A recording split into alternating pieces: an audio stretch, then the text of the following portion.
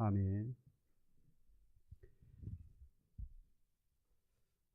코로나 확진자가 많이 늘어나고 또 국내에서 이런 일로 인해서 경제적인 어려움도 계속되어지고 있고, 국제적으로는 전쟁과 여러 가지 천재지변으로 인해서 어려운 상황에 있음에도 불구하고 저와 여러분들 하나님께서 영적으로 육적으로 강건하게 하셔서 이 시간을 인도하신 하나님께 먼저 감사를 드리고, 또 그 한 믿음을 주셔서 오늘 하나님 앞에 나와 예배하기를 소망하는 저와 여러분들에게 오늘도 온전히 하나님께서 예배하신 은혜와 사랑하심이 충만하기를 주님의 이름으로 축복해 드립니다. 축복해 드리는데도 별로 그 축복이 마음에 안 드시는지 모르겠어요. 주일에는 다른 6일의 삶도 마찬가지겠지만 주일에는 더욱더 집중해서 하나님께서 내게 주실 은혜가 무엇인지 바라보면서 또 기대하면서 하루를 보낼 수 있기를 바랍니다. 그러한 삶이, 그 집중된 삶이 한 주간으로 이어져야 되겠죠. 그 첫날이 바로 오늘이니까 오늘 그 시작을 잘 열어야 합니다. 바라기는 다시 한번 저와 여러분들에게 이 거룩한 주일에 하나님의 예비하신 은혜와 사랑하심이 충만하길, 그래서 한 주간의 삶에도 승리가 있기를 주님의 이름으로 축복해 드립니다. 주는 것 없이 밉다라는 말이 있습니다. 특별히 친분도 없고 좋은 소문, 안 좋은 소문을 들은 적도 없는데 그 사람만 보면 괜히 별론 거예요. 기분이 나빠요. 혹시 있으십니까? 지금은 없더라도 그전에 혹시 그런 경험이 있으신가요? 저도 그런 사람이 있었습니다. 보면 이상하게 주는 거 받는 것도 없는데 이상하게 보면 별로 기분이 좋지 않아요. 미운 마음도 들고 썩 만나는 것이 기쁘지 않은 그런 경우를 봅니다. 근데 이게 이유가 없어서 그런 게 아니에요. 과거에 나에게 상처를 줬던 사람이 있는 겁니다. 그 사람을 애써서 잊어보려고 애를 썼습니다. 그렇죠. 그렇지 않으면 내가 상처를 계속 받아서 힘들기 때문에 계속해서 그 사람을 잊어보려고, 그러니까 나를 그렇게 힘들게 하거나 또는 내게 상처를 줬던 그 상황이나 그 사람을 잊으려고 애를 쓰게 되어 있습니다. 시간이 점차 지나다 보면 내 일상으로 돌아가서 계속 바쁜 일상을 살다 보면 자연스럽게 그때의 감정이 사라지는 것이죠. 그런데 문제는 우리의 뇌가 그때의 그 감정을 계속해서 저장해 둔다는 겁니다. 그러니까 바쁜 일상으로, 그리고 그 잊어버리려고 했던 그런 것 때문에 사실 덮여져 있었던 것뿐이지 없어진 것은 아니라는 거예요. 결국 그 부정적인 감정과 생각이 그대로 남아 있다라는 겁니다. 의식을 하지 못해서 그렇지 시간이 지나면서 사라진 줄 알았지만 의식하지 못하는 사이에 그와 똑같은 비슷한 상황이나 또 그러한 모양이나 그러한 그 사람의 모습, 이러한 것이 비슷하게 되어지면 나도 모르는 사이에 그때 그 감정이 솟아나는 겁니다. 그러니까 나는 몰랐는데 나중에 그래서 하는 말이 이상하게 주는 것 없이 밉네. 이제 그렇게 되어지는 거예요. 그러니까 사실 이유가 없었던 것은 아니라는 겁니다. 당시에 어떤 상황이나 함께 연상이 되어지는 그런 모습들, 이런 것들이 겹쳐지면서 자연스럽게 나도 모르는 사이에 덮여져 있었던 그 감정이 다시 나타나게 된 것이죠. 그러니까 과거에 나에게 상처를 준 사람의 모습과 비슷한 스타일만 보게 되어지면 불쾌감이 생기는 겁니다. 만나는 것도 꺼려지게 되고 미운 마음도 나아가서는 생기게 되는 겁니다. 사실 이런 건 어쩔 수 없어 보이지 않습니까? 내가 의식적으로 의도적으로 하는 것도 아니고 말 그대로 이상하게 주는 것도 없이 밉네 라고 하는 말에서 알 수 있는 것처럼 의도적이거나 의식적으로 하는 것이 아니기 때문에 사실 어쩔 수 없어 보입니다. 자신의 관계도 없고 해를 끼친 적도 없는 그러한 사람의 관계, 그러니까 사실 과거의 그 사람하고는 문제가 되지만 지금의 이 사람에게는 투영이 되어서 나타나는 것이기 때문에 사실 그 사람하고는 문제가 없는 거잖아요. 그러니까 주는 것이 없이 밉네라고 하는 생각이 들면 사실 누구에게 문제가 있는 겁니까? 네, 상대에게 있는 게 아니고 나에게 문제가 있었던 거죠. 이러한 경우를 보면 사실 그 사람, 상대의 내가 그렇게 행동할 때에 결국 종로에서 뺨 맞고 한강에서 화풀이하는 것과 같습니다. 상처는 저기에서 받아놓고 화풀이는 여기다가 하는 거죠. 마치 그런 것과 같다고 할 수 있어요. 이걸 보고 심리학적인 단어로 프로젝션이라고 합니다. 투사라고 해요. 투사. 그러니까 이때의 상황 때문에 오늘 그 상황이 기분이 나쁜 것 또는 그 상황이 어떻게 영향을 받아서 드러나게 되는 것, 이러한 것을 투사라고 합니다. 문제는 이렇게 주어지는 것이 이렇게 주는 것 없이 미워하게 되어지는 이러한 사람이 많아지면 많아질수록 갈등이 조장이 돼요. 이 갈등으로 인해서 네 편 내 편도 생기고요. 그러니까 이러한 네 편 내 편이 자꾸 갈등이 생겨서 많아지게 되어지면 결국 사회는 불안해질 수밖에 없는 겁니다. 이러한 것이 우리 정치적으로 또 사회적으로 만연해 있다 보면 그 사회는, 공동체는 흔들릴 수밖에 없는 것이죠. 교회도 사실 다르지 않습니다. 그 사람이 별로 잘못한 것도 없어요. 그런데 이상하게 그냥 밉고 꼴보기가 싫어요. 생각이 나는 사람이 있습니까? 그러면 방금 말씀을 드린 대로 그건 그 사람에게 문제가 있는 게 아니라 바로 나에게 문제가 있는 것이었고, 과거에 그런 경험이 나로 하여금 지금 그렇게 나타내고 있다라는 겁니다. 바로 투영이 되고 이 투사가 되고 있는 것이죠. 과거에 그와 같이 비슷한 외모를 가지고 성격을 가지고 그런 상황이 겹치게 되면서 과거에 그 부정적이었던 감정이 작용하면서 나타난, 그래서 그러한 생긴 마음이기 때문에 나를 다시 돌아볼 수 있는 기회로 삼아야 합니다. 이때 여러분 해결할 수 있는 가장 좋은 방법이 뭐겠어요? 그러한 옛날의 감정을 완전히 뭐 할 수 있으면 좋겠습니까? 지울 수만 있다면, 완전히 지워버릴 수만 있다면 문제가 되지 않겠죠. 해결할 수 있을 거예요. 하지만 이 사람의 기억이라는 게 참 긍정적이고 진취적인 어떤 그런 것보다는 이렇게 부정적인 감정과 생각이 오히려 오래가고 잘 소멸되지 않는다는 특징을 가지고 있습니다. 그래서 나도 모르는 사이에 그것이 무의식적으로 드러나고 또 표출되어져서 갈등을 조장하게 된다는 것이죠. 아니, 내가 뭐 잘못한 것도 없는데 자꾸 나한테 왜 저래? 그런 감정들을 반드시 느끼게 되어 있어요. 좋아하는 감정, 싫어하는 감정, 미워하는 감정, 사랑하는 감정 숨긴다고 해서 다 숨겨지지 않죠. 말하지 않아도 어느샌가 상대는 느끼고 있습니다. 사람이 이 어떤 관계라고 하는 것이 꼭 드러나야만 아는 건 아니라는 거죠. 그렇게 사람이 가지고 있는 그러한 것들이 이렇게 표현이 되다 보면 말씀을 드린 대로 갈등이 생기고 공동체가 흔들리고 문제가 크게 되어질 수 있습니다. 그런데 여러분, 그것보다, 그런 문제보다 더 크게 문제되는 이유가 있어요. 단순하게 이러한 감정이 부정적이어서 갈등을 조장한다, 그래서 공동체가 흔들린다, 이거보다 개인적으로 우리가, 믿음이 있는 우리가 이런 상황, 이렇게 부정적인 감정과 부정적인 생각이 표출되어질 때 우리가 그걸 뭐라고 생각합니까? 죄로 인식을 해요. 그렇죠. 내가 뭔가 죄가 있구나, 또는 이거 자체를 죄를 범했다라고 생각을 한다는 겁니다. 성경이 그렇게 많이 말씀을 하고 있지요. 예수님께서 원수까지라도 사랑하라고 했어요. 미워하지 말라고 했고, 내 자신과 같이 내 이웃을 사랑하라고 말씀하셨어요. 한데 내가 아무런 이유 없이, 그야말로 주는 것 없이 미워한다라는 생각이 들면 그 마음이 어떻겠어요? 정말 지옥 같을 거예요. 내가 정말 우리 주님이 말씀하셨고 성경이 말씀하는 대로 내가 따라 행하지 못하는 것도 정말 이게 마음에 큰 짐이 되어지는데, 하지 말라고 하는 일까지 내가 하고 있으니 얼마나 그 마음이 무겁겠어요.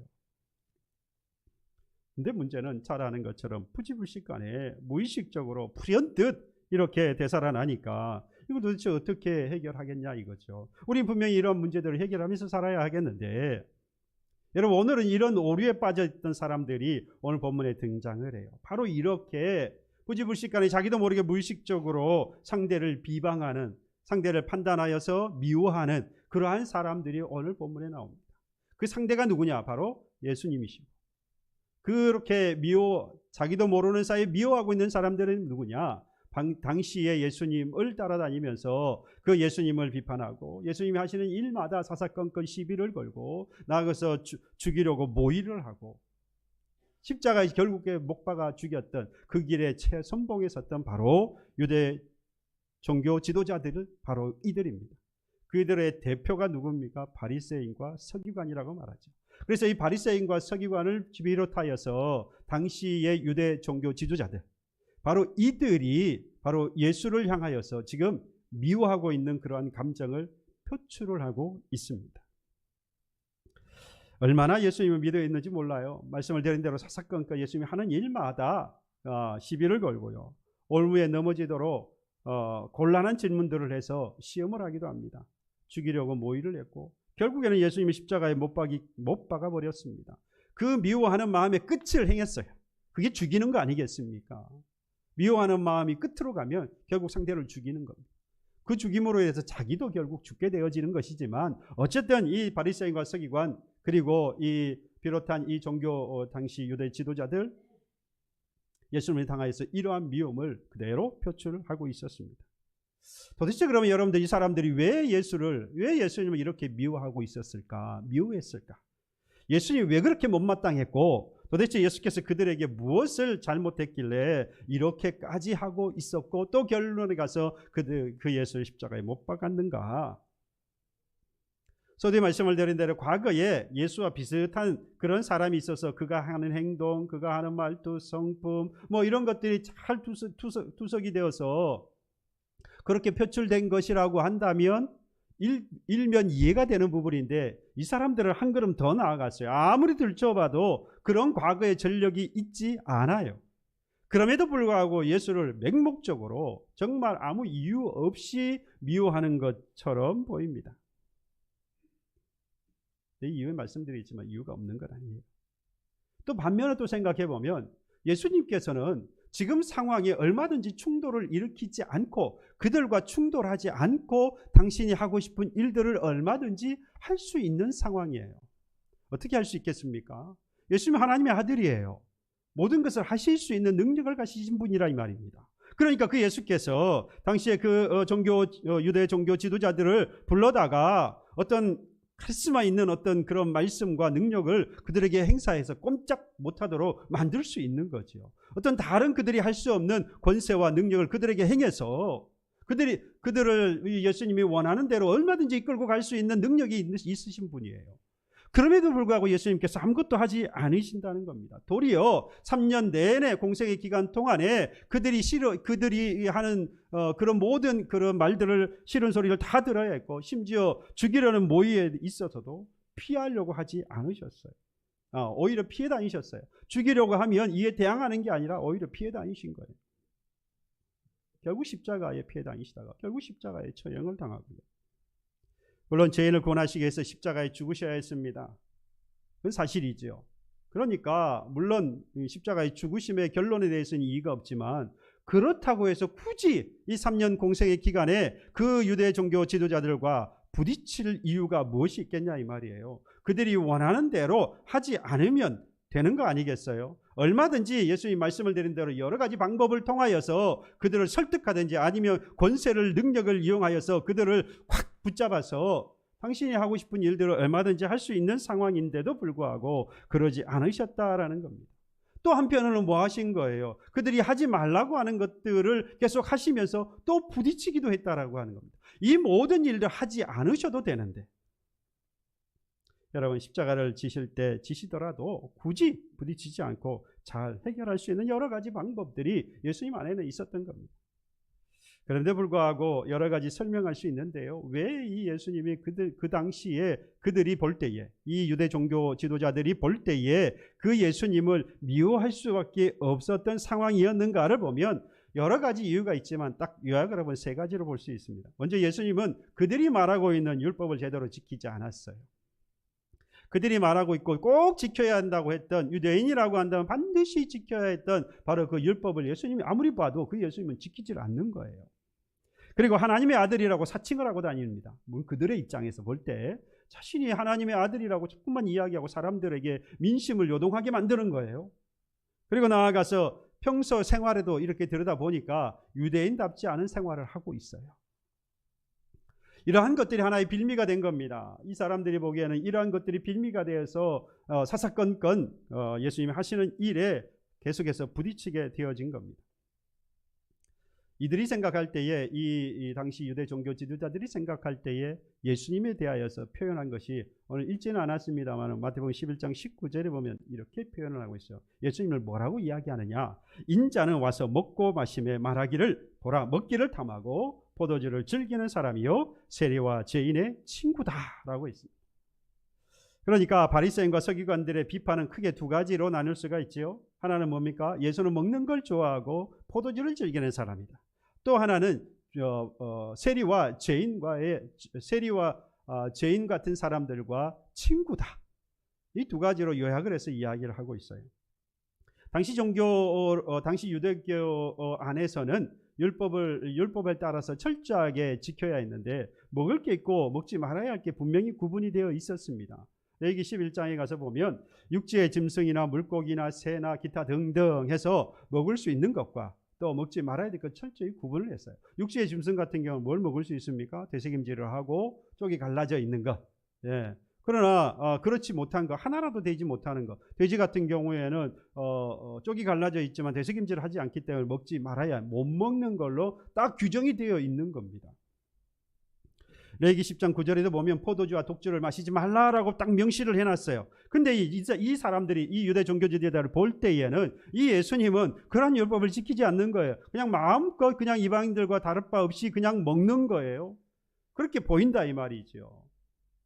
그러니까 이 유대 종교 지도자들의 입장에서 볼 때에는 이방인과 다를 바가 없어요. 하나님께서 지키라고 하는 그 율법에 대하여서 경하게 여기고 율법을 제대로 지키지 않는 사람, 그리고 평소에 당연히 유대인으로서 해야 할 그런 모습들을 갖추고 있지 못하니까 유대인답지 못하다라고 그들이 생각을 한 겁니다. 근데 여러분 사실 당시 유대 종교 지도자들이 그렇게 이야기를 하고 있습니다만은 성경을 잘 들여다보면 예수님께서 율법을 무시하거나 이방인처럼 아무거나 먹고 포도주를 많이 마셨다라고 하는 객관적인 증거는 없어요. 이들이 볼 때에 그렇게 보였다라고 하는 사실입니다. 이게 뭐죠? 정말로 주는 것 없이 미워하고 있는 거죠. 또 다른 하나가 뭐라고 그랬습니까? 예수가 사회적으로 평판이 좋지 않은 사람들, 다시 말하면 유대인들 사이에서는 자리를 같이 하지 말아야 할 사람들과도 격이 없이 같이 지내더라는 거죠. 그 대표적인 인물을 뭐라고 있습니까? 이 세리와 죄인이라고 표현을 하고 있습니다. 당시에 이 세리는 로마 정권에 빌붙어서 같은 동족인 유대인들을 착취했던 사람들의 대표 인물이 바로 세리입니다. 지금 과거 우리나라로 치자면은 일제 강점기에 대한민국 사람으로서 세금 징수원 뭐 이런 것과 같지요. 사실은 뭐 징수를 하더라도 원리 원칙대로만 한다 그러면 뭐 어쩔 수 없지 하고 넘어갈 수도 있는 부분인데 당시 그렇지 않았습니다. 요즘은 제가 잘 모르겠지만 당시는 그렇지 않았어요. 자기를 위해서도 더 걷었고 그리고 상납하기 위해서 더 걷었고 그래서 몇 배로 더 걷었어요. 그러다 보니까 더 힘든 것이죠. 피지배에 있는 사람들이 당연히 힘든데 거기에다가 세금을 몇 배로 더 걷어가니까 당연히 그것이 로마 사람이면 또 뭐 다른 문제이겠는데 같은 동족이 그러고 있으니까 얼마나 미웠겠어요. 그러니까 이 사람들하고 뭐 하지 말라는 거예요? 상종하지 마라. 죄인이라는 것도 마찬가지입니다. 율법에 정해놓은 죄인, 그러니까 우리가 생각하는 죄인이라 그러면 하나님께서 명시하고 있는 그런 율법을 지키지 않는 자를 죄인이라고 하기보다는 여기서 말하는 죄인은 그냥 율법에 딱 정해놓고 있는 그런 사람, 뭐 법을 지켰다 안 지켰다가 아니고요. 이 사람은 죄인이야라고 말하는 그 죄인, 그리고 로마법을 지금 지키고 있지 않는 사람을 오늘 본문에서는 죄인이라고 표현을 하고 있습니다.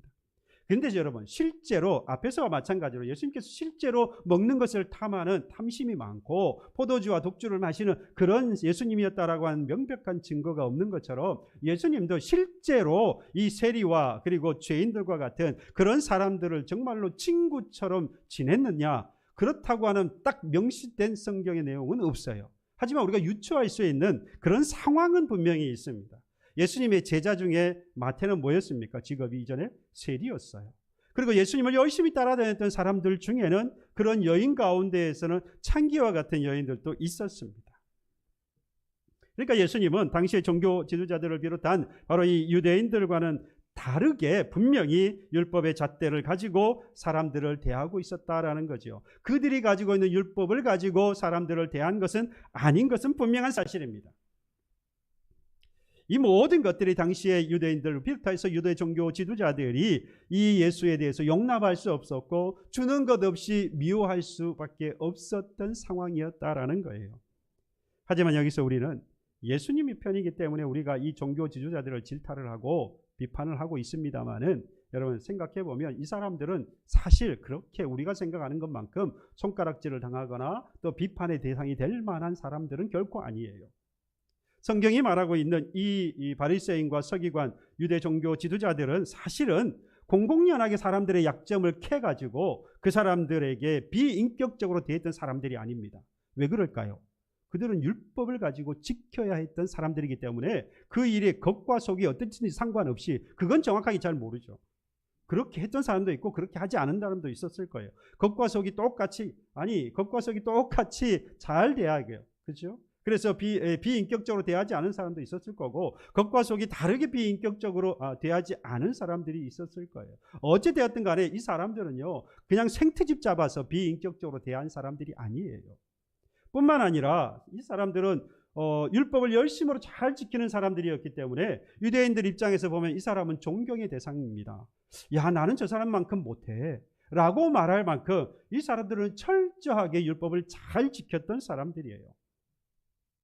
우리가 아는 것처럼 바리새인 가운데에서 율법을 정말 잘 지켜서 몸과 마음이 경건해서 존경을 받을 만한 사람이 있었어요. 대표적으로 바울이 그런 사람 아니겠습니까? 율법을 얼마나 성실하고 경건하게 잘 지켰던 사람인지 모릅니다. 그 사람은 정말 모든 사람, 유대 사회 안에서 모든 사람이 그 공동체에서 모든 사람들에게 인정을 받는 사람이었어요. 존경을 받을 만한 사람이었어요. 다른 사람들을 율법에 벗어나게 억압을 하거나 착취를 하거나 그런 적이 없는 사람이에요. 그래서 예수님께서 말씀하지 않았습니까? 마태복음 5장 20절에 보면 너희 의가 서기관과 이 바리새인들과 같이 바리새인들보다 더 낫지 못하면 결코 하나님 나라에 천국에 들어갈 수 없다라고까지 말씀했습니다. 바리새인과 서기관이 당대에 볼 때에는 정말로 어떻게 보이는 겁니까? 존경할 만한 그런 의로운 모습으로 살았다 이 말이에요. 그런 반면에 마태복음 23장 13절에 보면 예수께서 저주하시기도 했습니다. 이유는 간단했죠. 화이전적 외식하는 서기관들과 바리새인들이여 말씀하시면서 너희는 천국문을 닫고 너희도 그 문에 들어가지 아니하며 다른 이도 그 문에 들어가지 못하도록 막는 자라고 말씀하시면서 저주를 하시기도 했습니다. 유대 종교 지도자들 유대교를 지키기 위해서 여러분들 그들은 공동체를 지키기 위해서 여러분 반드시 율법을 지켜야 했고요. 그리고 율법을 기준으로 옳고 그름을 판단해야 했습니다. 그러한 방법을 지키는 한편의 방법이 뭐였냐? 세리와 죄인과 같은 사람들을 격리하는 거예요. 사회로부터 함께하지 못하게 하는 겁니다. 여러분 하나를 이해하기 시작하면 둘, 셋도 이해해야 돼요. 그러다 보면 모든 그 법이라고 하는 것은 흔들릴 수밖에 없죠. 법의 체계가 흔들리면 공동체가 흔들릴 수밖에 없습니다. 그런 입장에서 보면 지도자의 입장에 있는 그리고 종교 중심적으로 살아가고 있는 유대인의 입장, 유대교 안에서 유대인들로 볼 때에 그들에게 있어서 율법은 철저히 지켜야만 하는 겁니다. 공동체를 지키기 위한 최고의 방법이니까요. 근데 여러분, 이 안식일의 문제에 있어서 마찬가지로 우리가 살펴볼 수 있습니다. 분명히 율법이 뭐라 그랬습니까? 안식일을 거룩하게 지켜서 그날을 아무것도 못하게 했습니다. 그때는요, 유대인 같은 경우는 불도 켜는 것을 일로 생각했어요. 그래서 불을 떼지도 않았어요. 미리 다 준비해 놔야 돼요. 먹는 것 외에는 그리고 심지어는 걸음도 몇 걸음 이상은 가면 안 돼요. 이런 것들이 다 조항에 있어요. 그만큼 쉰다라고 하는 의미를 아주 강하게 강조를 하고 있는 거죠. 당연히 환자들이나 도움이 필요한 사람들을 치료하거나 또는 도울 수도 없는 겁니다. 그런 방식으로 정해져 있지 않으면 말씀을 드린 대로 이 예외 조항이라는 것이 자꾸 생기고요. 결국에 나중에는 안식일 그 자체도 흐릿해지고 우리가 여기서 우리가 한 새벽 시간에 보고 있습니다만은 그 외의 절기들 안식년이 되었던 휘년이 되었던 기타 여러 가지 제사를 비롯한 절기들 이러한 것들이 점점 더 퇴색되게 되어져 있습니다. 그 의미가 상실되게 되어져 있어요. 이에 반해서 예수님은 사람들을 위해서 안식일이 있다. 라고 말씀해요. 안식일을 위해서 사람들이 있는 것이 아니라 사람을 위해서 안식일이 있다라고 말씀을 합니다. 여러분 한번 생각해 보세요. 굳이 안식일에 병자와 장애인을 고치고 돌볼 이유가 있습니까? 내일 해도 되는 거 아닌가요? 그렇잖아요. 안식일에 병자를 고치면 분명히 부딪힐 것이 뻔해요. 굳이 안식일에 그러한 일을 하실 필요가 있느냐? 이건 우리도 예수님께 한번 질문해 볼 수 있는 그런 내용입니다. 조금 기다렸다가 내일 안식일이 지난 그 다음 날 병자들을 찾아가서 고치시고 어려운 형편에 있는 사람들을 도우시면 됩니다.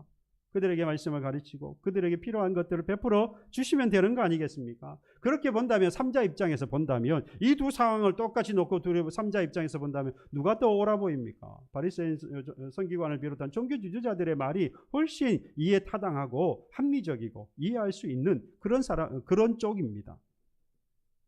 환자나 장애인 얼마든지 도움이 필요한 사람 내일 해도 된다 이 말이죠. 그러니 이 유대 지도자들, 유대 종교 지도자들의 입장에서 보면 예수님은 받아들일 수가 없는 거예요. 예수님을 가리켜 먹기를 좋아하고 포도주를 즐겨하고 세리와 죄인들의 친구로 지낸다. 그래서 그 사람은 정말 문제가 많은 사람이다. 그래서 그들이 미워할 수밖에 없는 것. 일면으로 보면 분명히 이해가 간다 이 말이에요. 그런데 여러분 이제는 그러면 예수님의 입장에서 한번 생각해 봅시다. 예수님께서 이런 상황을 전혀 모르시는 게 아니에요. 이렇게 행하면 분명히 부딪힐 것이라는 것을 알고 계셔요. 그럼에도 불구하고 이 사람들에게 미움을 받고 있고 그리고 그들에게 오해를 당하고 그리고 비난을 받고 계시는데도 불구하고 예수님께서 뭘 하셨지요? 아무것도 안 하셨어요. 미움을 받고 오해를 사고 비난을 받게 되어 있으면 우리는 뭐부터 합니까? 상황을 설명을 하고 그에 대해서 분명히 이유를 다 이야기합니다. 왜 그럴 수밖에 없는지를 분명히 이해를 하고 이해를 시키고 또 그것도 안 되면은 뭐 어쨌든 간에 싸움을 하든지 어쨌든 해결을 해보려고 할 텐데 예수님은 보니까 아무것도 안 하고 계셔요. 도대체 예수님은 무엇을 하시려고 하는 거냐? 도대체 아무것도 안 하고 그러면 뭘 하시려고 하는 것이냐? 예수님의 입장을 마태복음 11장 25절 26절에 예수님의 입장을 이렇게 말씀합니다. 우리가 잘 아는 말씀. 그때 예수께서 대답하여 이르시되 천재의 주제이신 아버지여 이것을 지혜롭고 슬기 있는 자들에게는 숨기시고 어린 아이들에게는 나타내심을 감사하나이다. 옳소이다.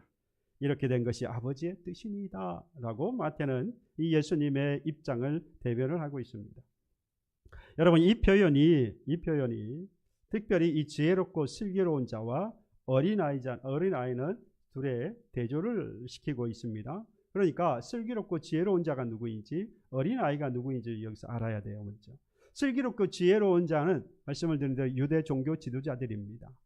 반하여서 그러면 어린아이들은 누구겠습니까? 읽지 않았으면 그 앞에 보면 이제 그런 의미를 우리가 유추해서 알 수가 있어요. 어린아이는 세리와 죄인을 이야기하는 겁니다.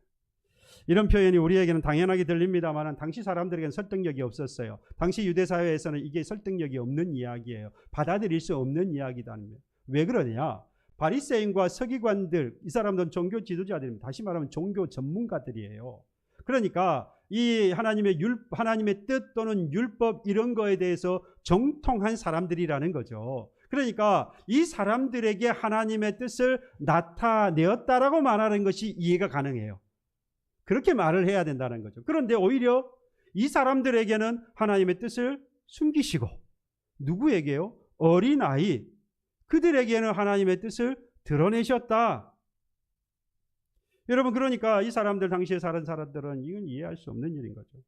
요즘도 저는 마찬가지 아니겠습니까? 신학을 전공을 한 사람들 그래서 신학자라든지 신학 교수라든지 또는 목사라든지 이런 사람들이 종교 전문가로서 이제 해서 하나님의 말씀 또는 하나님의 뜻, 성경 이런 것들을 더 잘 알 것이다, 많이 알 것이다. 보통 일반 성도들보다는 훨씬 더 전문성을 가지고 잘 알 것이라고 이해하고 있잖아요.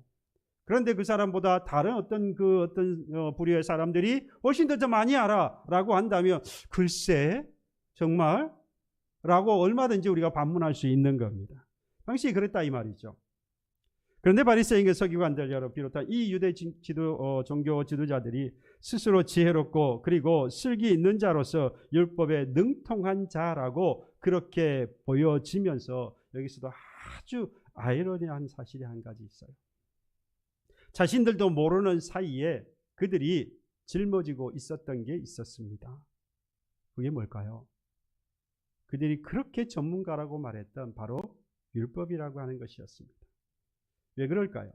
율법을 그들은 잘 알았고 그리고 그것을 완벽하게 지키려고 했습니다.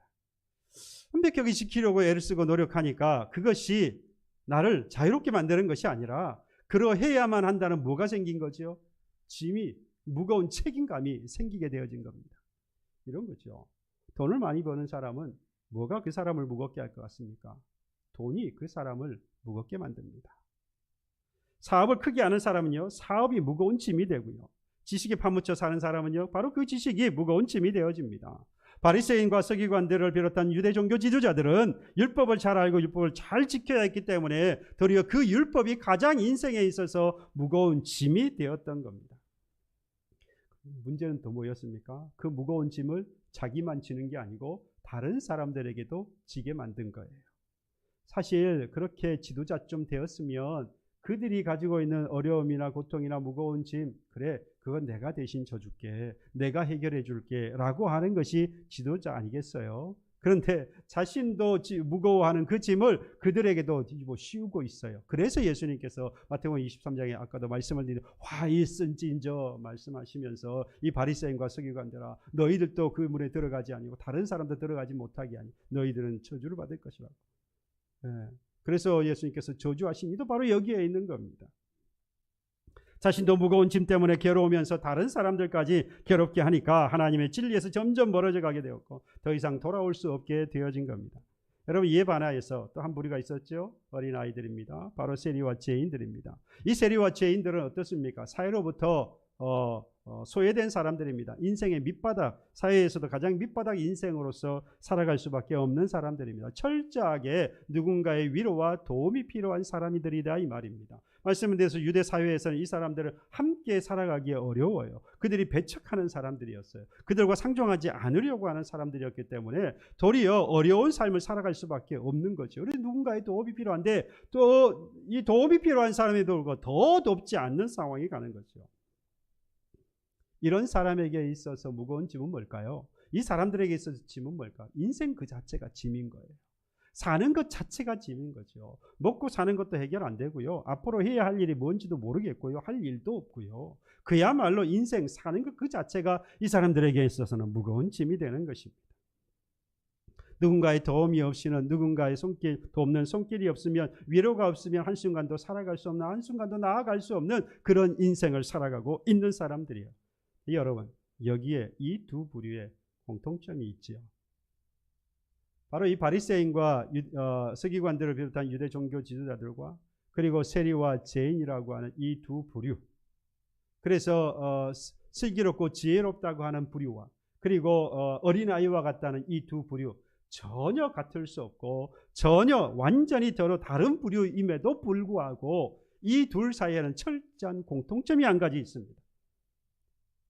바리새인과 서기관들 비롯한 이 유대 종교 지도자들이 그렇게 자랑거리로 삼았고 인생의 기준으로 삼았고 예수님을 비난하고 비판하고 판단할 수 있는 그런 기준이 되어졌던 바로 그 율법, 바로 그 율법이 그들에게 있어서 인생의 무거운 짐이었던 것처럼 세리와 죄인들에게 있어서는 인생 그 자체가 무거운 짐이었잖아요. 그러니까 공통점은 뭐죠? 모두가 다 무거운 짐을 지고 살아간다는 겁니다.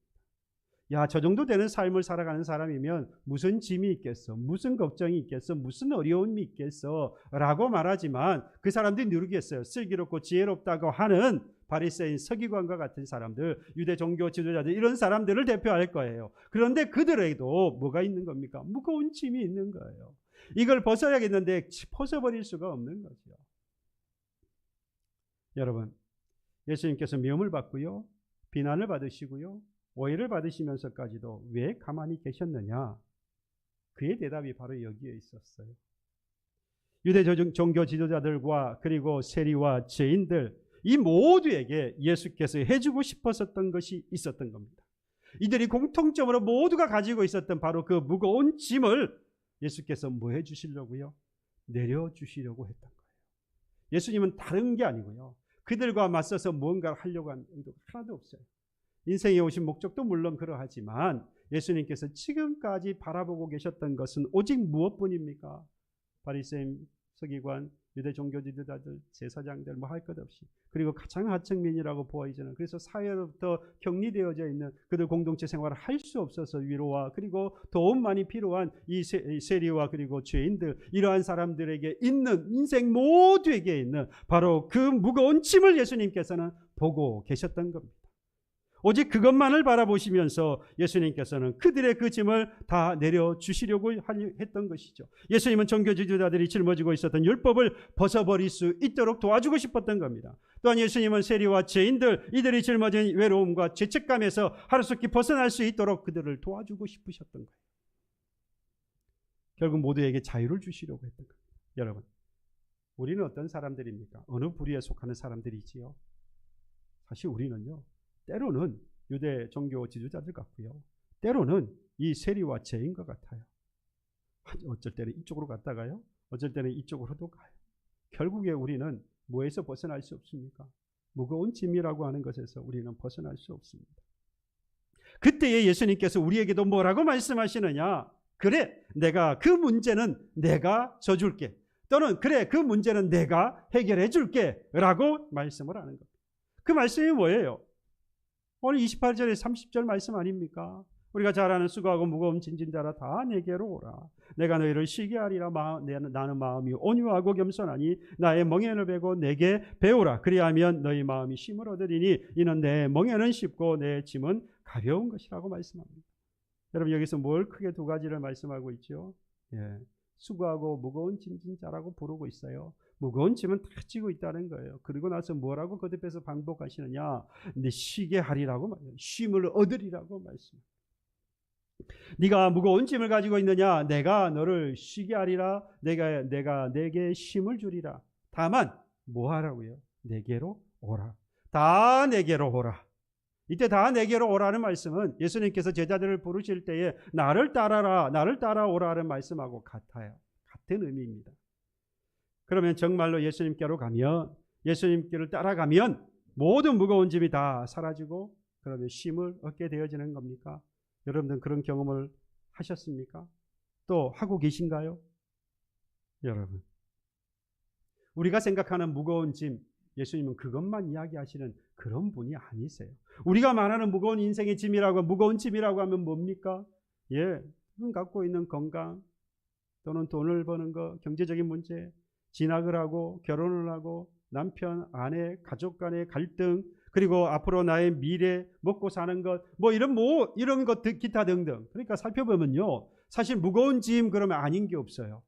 우리가 사는 이상 우리가 가지고 있는 모든 해결해야 되는 것들은 다 짐인 거예요. 우리 학생들이 있으면 이 학생들, 어린애들이 무슨 고민이 있어? 말도 안 되는 이야기죠.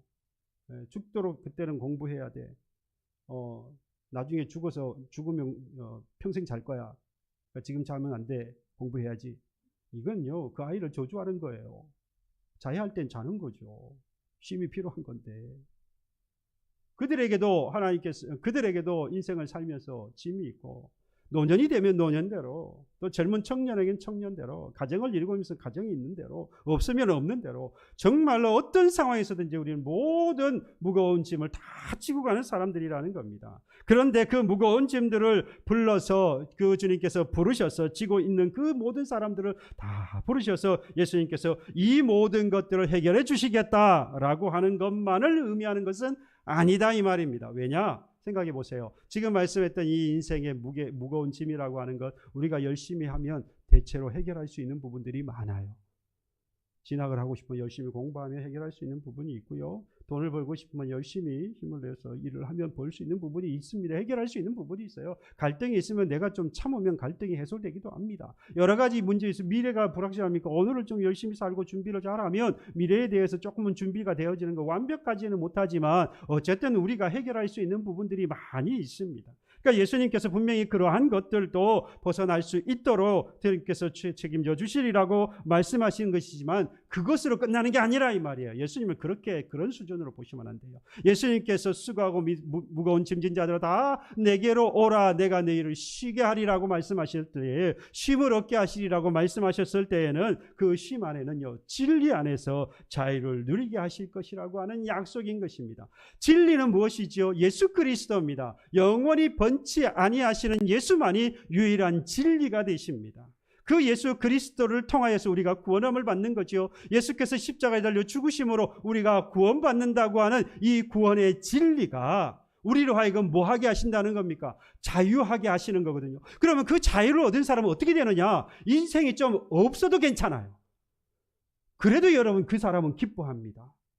오늘 이 해결해야 문제가 하나님께서 우리 주님께서 해결해야 하실 문제라고 생각되어지는 사람은 그게 전부라고 생각되어진다면 이게 해결되어지지 않았을 때는 실망하죠. 누구에 대해서요? 예수께 실망할 수밖에 없어요. 아니 쉼을 주신다면서요. 다 해결해 주신다면서요. 왜 안 해주시는 겁니까? 얼마든지 그 하나님 앞에 원망하고 불평할 수 있죠. 광야에 살았던 이스라엘 백성들처럼 말이죠. 그런데 여러분 그 예수님이 내게 자유를 주셔서 온전히 구원 안에서 자유를 누리며 살아가게 하시겠다라고 하는 약속으로 우리가 받아들이게 되어지면요. 설령 좀 아파도 설령 돈이 좀 없어서 미래가 불확실해서 내가 할 수 없는 일들이 점점 많아진다고 할지라도 자녀와 남편과 아내가 그리고 가족 간에 있었던 모든 문제들, 불화, 갈등 이러한 것들이 다 해소되지 않는다고 할지라도 설령 그러한 것들이 여전히 남아있다 할지라도 여러분 그거 해결했다고 그 다음은 없습니까? 계속해서 나오잖아요. 어떻게 극복해 갈 거예요?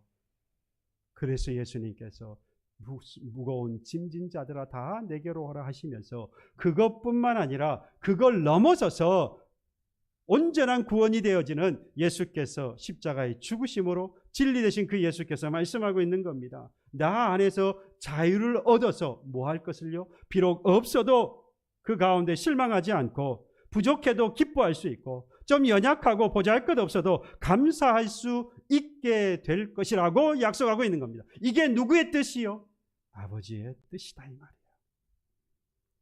예수께서 아버지의 뜻을 알고 무거운 짐을 지고 십자가에 죽으심으로 우리가 자유를 얻게 하신 것을 우리도 알고 부족하고 연약해도 보잘것없어도 기뻐하며 감사하기를 저와 여러분들 그러한 성도로 오늘도 살아가고 또 앞으로 주어진 날을 살아가게 되어지는 저와 여러분들이 되시기를 주님의 이름으로 축복합니다. 찬양하겠습니다.